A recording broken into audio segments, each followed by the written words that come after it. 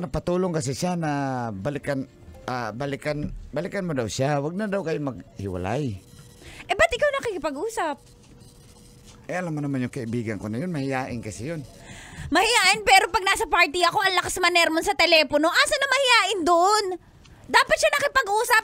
Bakit siya sa'yo nagsusumbong? Kalalaki niyang tao pala, iyak siya. Iyakin naman yung kaibigan mo. Yan na yung flower.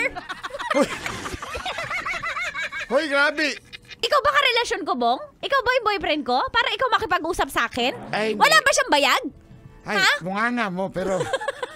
Sino bang boyfriend ko? Bong, gusto mo tayo na lang. Total, ikaw nakikipag-usap sa akin eh.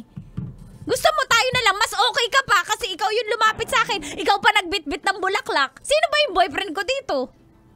Pwede tayo na lang. Ba't may dala kang kape? Para sa'yo yan. Mahilig ka daw sa kape, may stevia. Stevia? Stevia. O yun. Balikan mo na yung kaibigan ko. Yung kaibigan namin ni Bong. Wait. Oo nga. Kasi kawawa naman. Bay, nagiinom kami palagi dahil sa'yo. Ha? Akong topic niya sa inuman niyo? Naglasing siya kasi ngayon. Ano sabi niya? Siyempre nakisuyo na siya na... Anong sinabi niya yung sakto? Ano siya? Anong nalasing? Anong sabi niya? Paano? Sabi niya, ay, inom. Balik. Mahal. Ganyan sinabi niya? Ganon. Naintindihan niyo yun? Oo hindi naman kami bingi. Kanyo, alam, bagay kayo magsama-sama. Pareho kayong mga maliliitang itlog.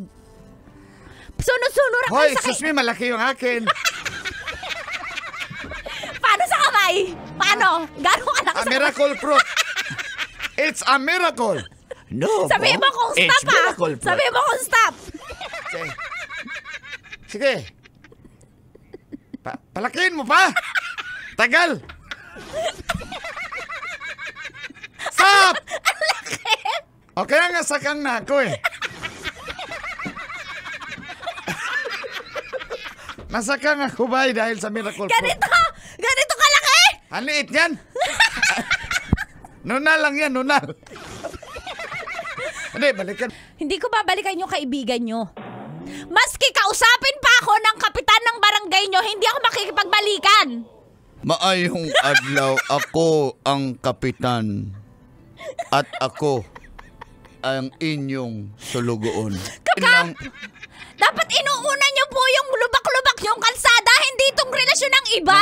Ma'am, mawalang galang, may I speak. Yung poste muna sa tapat ng bahay. Kaya nga kasi kapon.